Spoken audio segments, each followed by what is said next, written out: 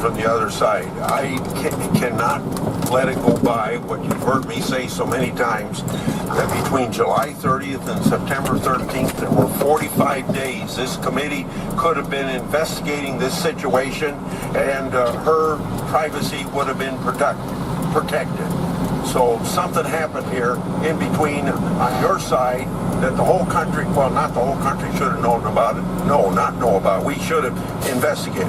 We'll take a break now for 15 minutes. This is special coverage from NPR News, and we are watching the beginning of this hearing on Capitol Hill. Dr. Christine Blasey Ford testifying there before senators on the Judiciary Committee, accusing Brett Kavanaugh, as she has, but not in this way, of sexual assault when they were in high school more than 3 decades ago. I'm Jeremy Hobson. Nina Totenberg, NPR Legal Affairs correspondent, is with us. Nina, let me just start with you before we bring in our other guests who are here. What did you make of what we've seen so far this morning? Well, Christine Blasey Ford is a powerful witness for herself. She is, she's nothing like Anita Hill, who was very calm, almost seemed to retreat into herself, and after the first minute or so was imperturbable and unshakable. Christine Blasey Ford is a much more, from my days as a police reporter, a much more typical victim of any kind. Shaky, physically shaky. In fact, in the opening statements when Senator Grassley and Senator Feinstein were reading their opening statements, she looked just absolutely stricken. And when she began to read, she was very close to tears many times, especially when talking about the alleged attack. So I think that she probably is a very powerful witness. I expect that Brett Kavanaugh will be too, except that we have seen him a lot more. We have seen him on Fox TV looking agonized. And so this will not be a new thing for the American public to see Brett Kavanaugh. This is new to see his accuser. And she looks like a normal person caught in the crosshairs. And she talks funny. She talks like a scientist. When she talks about memory, she talks about the hippocampus. Right. She uses several words that aren't used usually. She uses words like sequelae that I don't even quite know what they mean. Right. We are just watching and waiting as the Senate Judiciary Committee takes a break here. I'm going to give stations just an opportunity here to cut away if they need to. This is special coverage from NPR News. All right, let's continue here. Nina, the person who was brought in to ask questions for the Republican senators, Rachel Mitchell, this is a sex crimes prosecutor from Arizona. Do you think, from what we've seen so far, that was a wise move by the Republicans not to ask questions themselves? Probably it was. They would have been ham-handed about it. They would still be fighting over what has gone on before this, about an FBI investigation or a not FBI investigation. And she obviously is a very skilled questioner.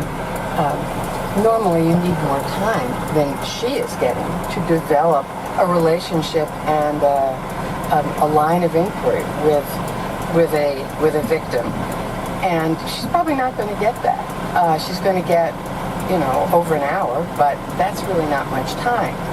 On the other hand, the Democrats didn't even know who Rachel Mitchell was until about 24 hours before the hearing. So, this proceeding is filled with unhappy unfairnesses to everyone. And what we're going to see play out is more development of what Christine Blasey Ford may be able to remember, but that takes a long time. And doing that in 5-minute chunks, whether it's by an experienced prosecutor like Rachel Mitchell or by Democratic senators, some of whom actually have a lot of experience this way, it is a bit, let's put it this way, it's a bit wanting. And you even saw that the majority, the Republicans, have this map that they've made of the area to show Christine Blasey Ford, and they had not given it to the Democrats. Right, and we heard Kamala Harris ask to see it. I want to go to Scott Detrow, who's actually been in the room.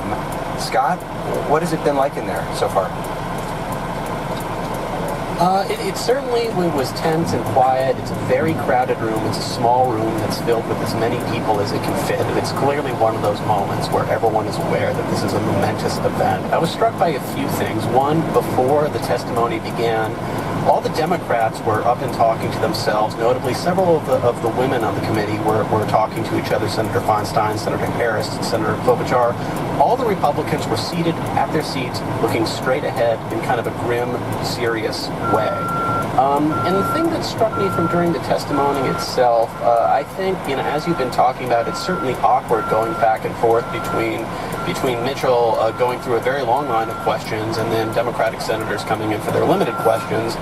But I think the moment that has jumped out to me that certainly is probably going to be played on our shows and TV shows is when Senator Leahy asked Ford what she remembers the most. And she said she remembered the laughter. Kavanaugh and Judge laughing with each other, not even laughing at her, laughing with each other like she was irrelevant to their laughter in that moment. Well, that's the moment that certainly seemed very powerful. Let's listen to that because we do have that clip. Let's listen.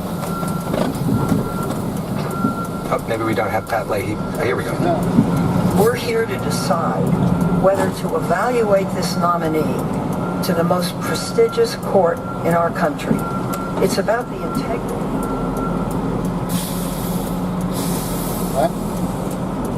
What is the strongest memory you have? The strongest memory of the incident, something that you cannot forget. Take whatever time you need. Indelible in the hippocampus is the laughter. The uproarious laughter between the two, and they're having fun at my expense. You've never forgotten that laughter. You've never forgotten them laughing at you. They were laughing with each other. And you were the object of the laughter. I was, underneath one of them while the two laughed. You can just hear the emotion there in her voice. I'm sitting here with NPR senior Washington editor and correspondent Ron Elving, who's been watching all this along with us as well. Ron, just quickly, your thoughts on that moment. Well, that's the moment I think we're all going to remember most out of that extraordinary early testimony. And then, of course, we're going to go back over all of this in sort of a more forensic way as she is questioned throughout the day. But that's going to stick. That's going to stick in people's minds. It's NPR senior Washington editor and correspondent Ron Elving. This is special coverage from NPR News. I'm Jeremy Hobson. We are watching a very momentous morning on Capitol Hill at the Senate Judiciary Committee. They're having a hearing with Dr. Christine Blasey Ford, who has accused Brett Kavanaugh, President Trump's Supreme Court nominee, of sexual assault. I'm here with NPR Legal Affairs correspondent Nina Totenberg, Amy Howe of SCOTUS blog, Kelsey Snell, NPR's congressional reporter. Let's listen to her description here of the assault. Here's Christine Blasey Ford. Laying in the bedroom.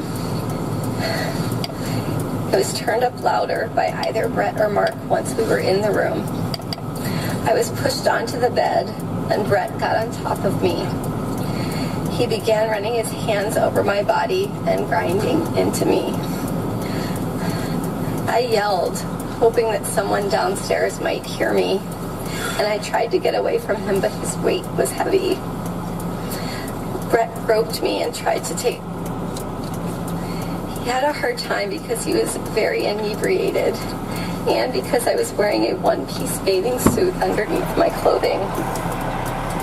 I believed he was going to rape me. I tried to yell for help. When I did, Brett put his hand over my mouth to stop me from yelling.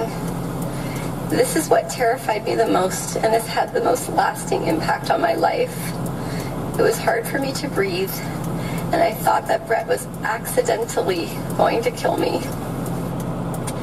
Amy Howe of SCOTUS blog, as you listen to that, we think of all of the people listening to that across the country, women listening to that, many of whom may have had sexual assault experiences themselves.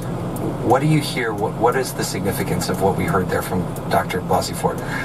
Yesterday, the committee actually released Dr. Blasey Ford's written statement, and we read it, but it's just so much more raw and powerful. Hearing her voice break, sort of watching her relive this moment, that it's just an extraordinary moment that I think just as those of us who were old enough to remember where we were during the Anita Hill hearings in 1991, remember, exactly what couch we were sitting on in what location, people are going to remember this for many years to come. Nina Totenberg, you've experienced both of these very close up.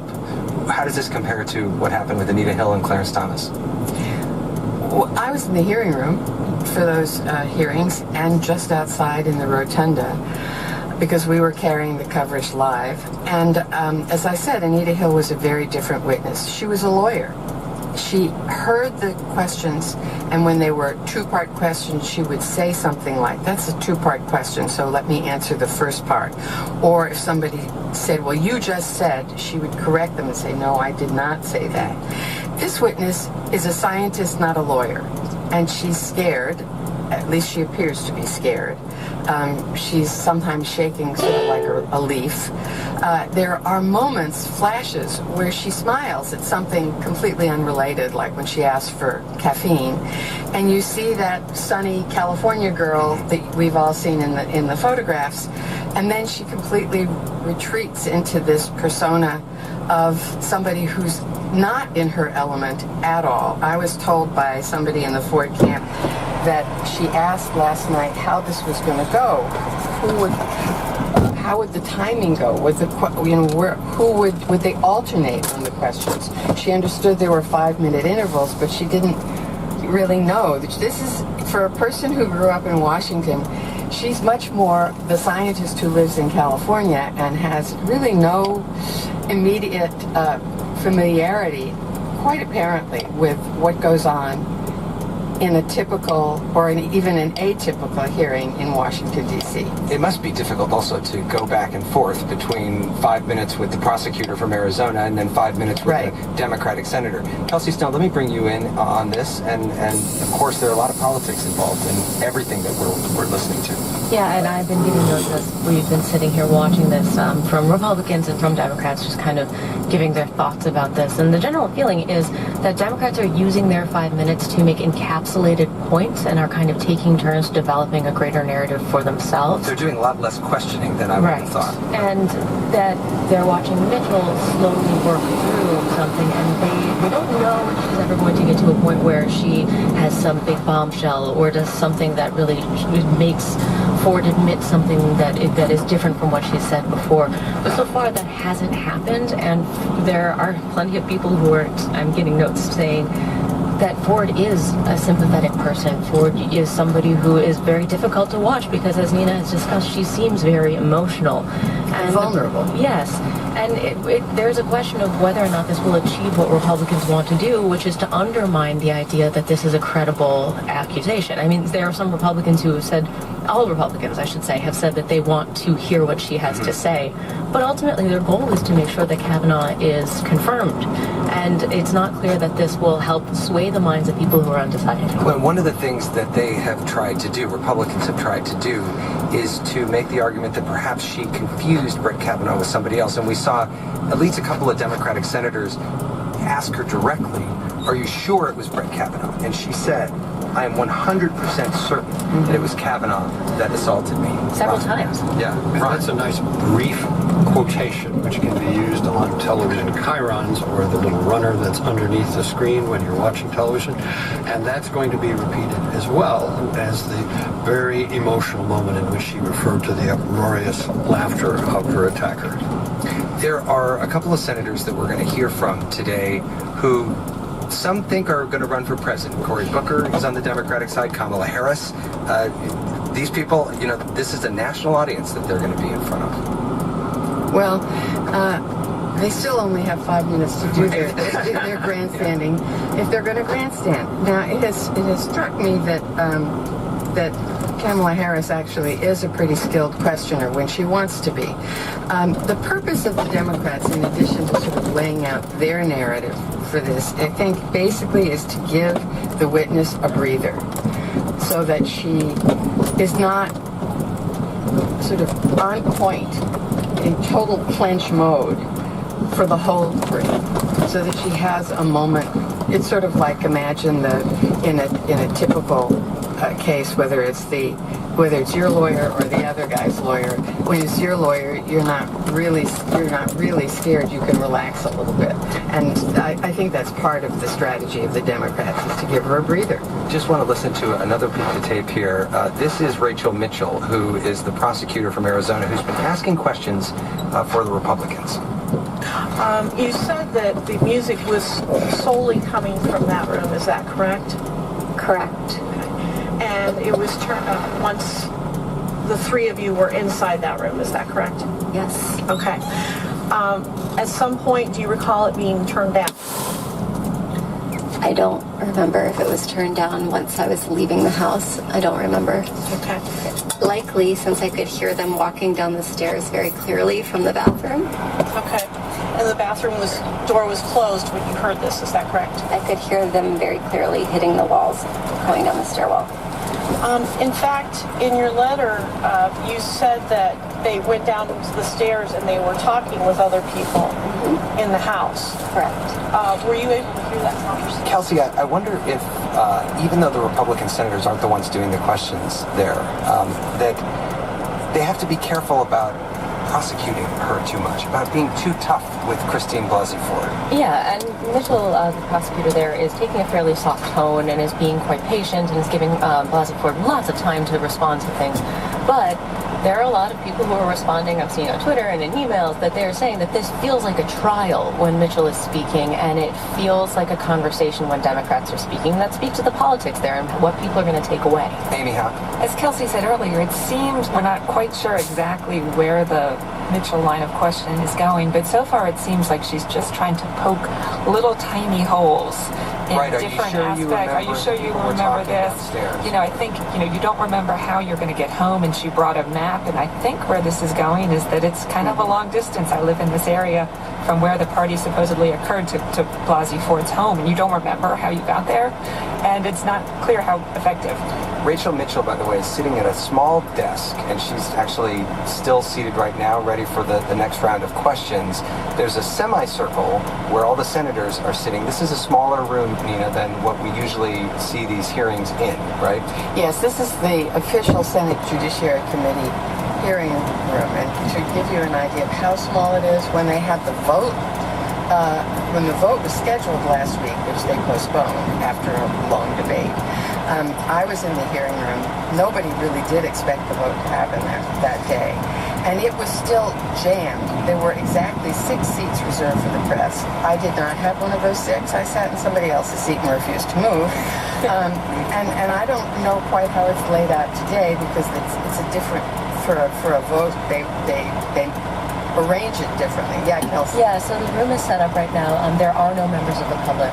The people that are sitting in the audience are guests who are invited by senators on the committee and press, and then members of the family and guests of the witnesses. So we are actually seeing in the audience there are a couple celebrities. We have Alyssa Milano, who was one of the people who kind of started the Me Too movement, is a guest of Dianne Feinstein, and she's sitting next to Senator Kirsten Gillibrand. Kavanaugh is not in the room. He will not be in the room while Blasey Ford is testifying.